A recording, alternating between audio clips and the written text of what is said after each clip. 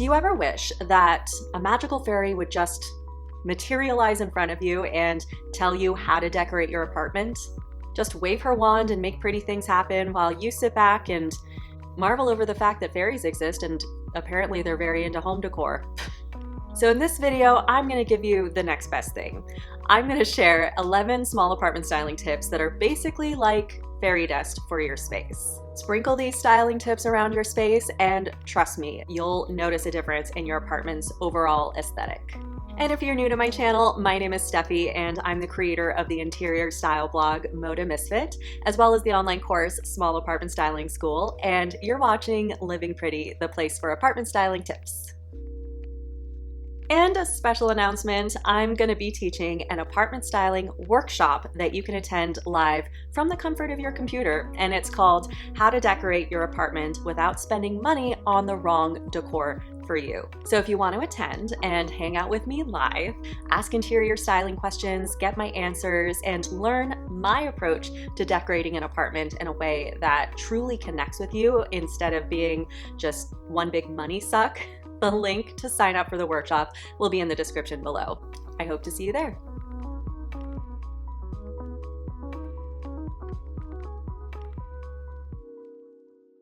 So my first apartment styling tip is about figuring out your color palette. By the way, these 11 tips are in no particular order. I'm just going to lay them all out for you, and the order in which you use them will depend on where you are in your decorating process. So, color palette. I have a very specific way that I approach color when it comes to a small apartment, and it's pretty foolproof. I call it my color code, and it's basically a formula for creating cohesiveness with color, which can be pretty tricky to do in a small space. My color code goes like this: one base color plus one accent color times repetition equals color cohesiveness. I have an entire lesson on this in my online course, Small Apartment Styling School, but I'll give you the gist of it here. The idea is to choose one base color and one accent color family and repeat them throughout the space. For example, if you look at my apartment, my base color is a dark gray and my accent color is in the greens and golds family, and I really don't deviate from that for the most part. This makes the color palette in my studio apartment feel cohesive and pleasing to the eye. Now, if you want to use color more liberally, that's totally fine. This is just an easy way to approach color that comes in handy for small spaces, especially studio apartments. So try thinking about what your color code colors could be and start thinking about the ways that you can repeat them in your space to create that cohesive look you want. Speaking of repeating things, this leads me to my next apartment styling tip: repetition. Now, I've talked about repetition before in my videos, and I really want to drive it home here. Repetition is such a useful tool for not only creating cohesiveness in your space, but also to tell a story in your apartment.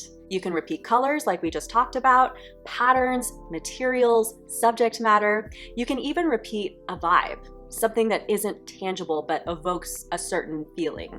Like, I love anything that gives my space a dark, witchy, magical vibe, so I find ways to repeat that in my apartment. It's not a specific visual I'm repeating, it's just, well, a vibe. I also repeat visuals like black and white photography in here. Music is a type of subject matter I repeat. I repeat raw wood and iron materials, and I repeat patterns that are a bit ornate and vintage looking. All of this makes my space more cohesive, more stylish, and most importantly, more me. Think about colors, patterns, subject matter, materials, and vibes that you could repeat in your space. Make a list if that helps, and start shopping for decor that suits what you list out. Another small apartment styling tip I have for you is one that doesn't really seem to get talked about on decorating tip lists like this, probably because it's not as sexy as other decor tips, but it's effective, and that is to ask for help. You don't have to go it alone when decorating your apartment. Reach out to other people. Text your friends a picture of an area rug you're thinking about buying, or FaceTime your mom and ask her if your new coffee table is too big. Whatever you need advice on, reach out. Don't isolate yourself. Don't be afraid to ask for help.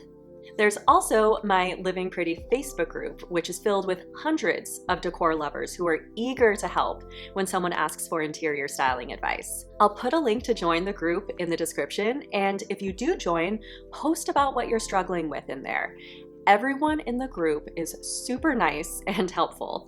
Actually, I don't think one mean thing has happened in the group's year-long existence, which is weird because it's the internet. Very weird.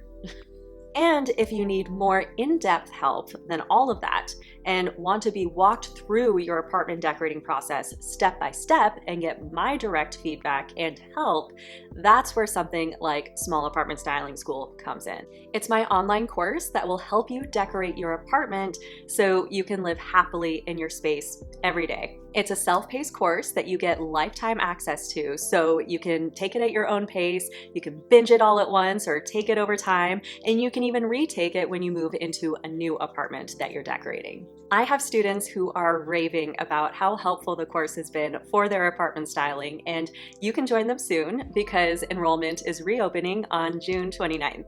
So if you think Small Apartment Styling School could be a good fit for you, join the waitlist linked below to stay updated and to get a discount code emailed to you that will save you 25% off the course. My next apartment styling tip will help you make your small space feel bigger, and that is to find ways to draw your eyes up.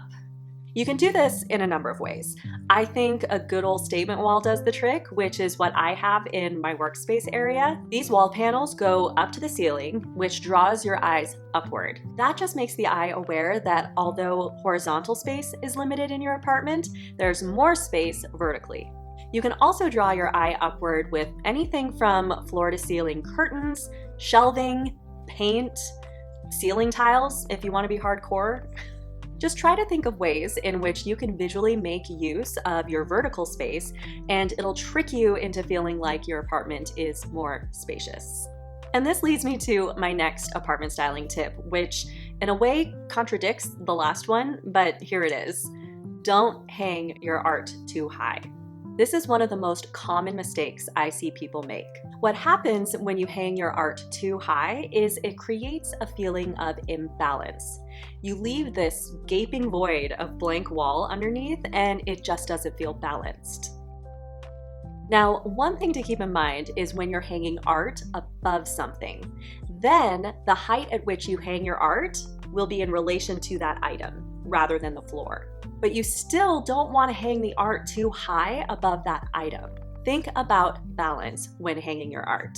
Think about how it looks in relation to the things around it. For more wall art tips, you can watch this video of mine, which I'll link to below. My next tip is to hide your wires.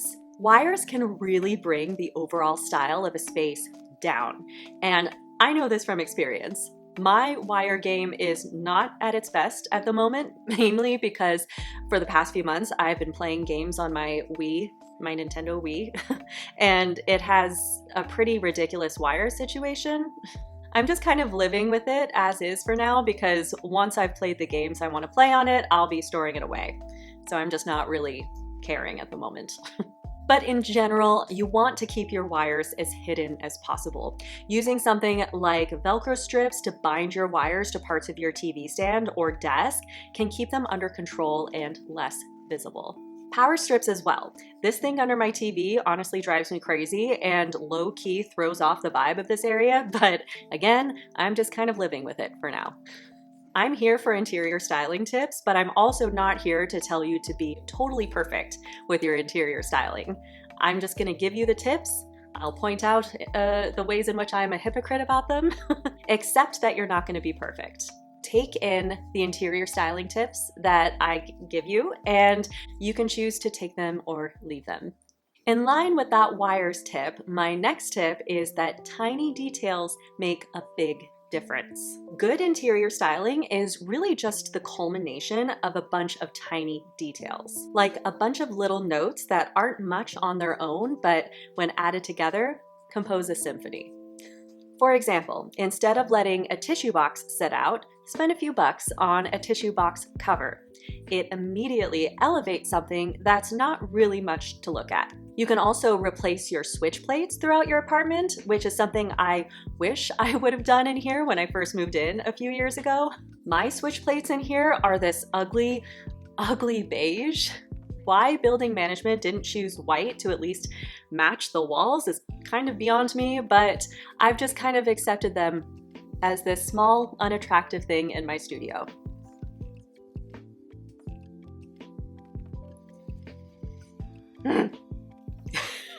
But I could have done something about it, and you can too. If you have ugly switch plates, like I do, you can replace them with something much, much better. Just type into Google switch plates, and there's some pretty cool results out there. Soap dispensers are another tiny detail that make a big difference aesthetically, which I've harped on before in my videos. Instead of having the grocery store soap dispenser like Dawn or Dial sitting out next to your kitchen or bathroom sink, try getting soap dispensers you don't throw away. It makes a big difference in terms of style, and it's more environmentally friendly too. My next apartment styling tip is a big one. In fact, it can make or break your entire styling situation, and that is good lighting. If you're in your apartment right now, I want you to look around. What is the light source that's being used? Is it natural light? Is it a lamp? Or is it your overhead lighting? If you're using your overhead lighting, let me tell you that that is not doing your apartment decor any favors. More often than not, overhead lighting, meaning the lighting that is attached to your ceiling that came with your apartment, is harsh. It usually has a yellowish or orangey tone to it, and it's just not very pretty. It can take the entire mood and aesthetic value of your apartment down several notches. It can even make beautiful decor look downright unattractive. It's just the worst. I've shown this before, but I'm gonna roll the tape. Look at what my apartment looks like with my overhead lighting versus soft, moody lighting from my lamps. My overhead lighting immediately makes my apartment decor look significantly less good. You're spending time, money, and energy in your decorating. Why wouldn't you want to show it in the best light possible? So what I tell people is to never touch their light switches again and instead get some nice, soft, moody lamp lighting. Even if your apartment decor is nowhere near being done, if you just get the lighting down, you'll notice a huge, significant change in the overall aesthetic of your apartment. You don't have to spend very much money. Just go to Target. Get thee to Target and purchase a lamp that emits a nice, soft, moody glow. Then come home, plug that baby in, turn off your overhead lamp, and you'll see that your apartment already feels like 10 times more stylish than before. My next tip might be a little bit of a tough pill to swallow, but I'm here for you, and we'll get through this together. My next tip is to completely eliminate clutter in your apartment. I know, I sound like a clean freak. I swear I'm not. It's just that I like to say it this way. If interior styling were a game of rock, paper, scissors, then style would be scissors and clutter would be rock. And clutter always beats style. You could have the most stylish apartment in the world, but if there's a bunch of clutter lying around, then that clutter is basically winning over your style. It's defeating it like a siege upon your style. So take a look around your apartment. Where are some moments that you could kind of start refining your clutter situation?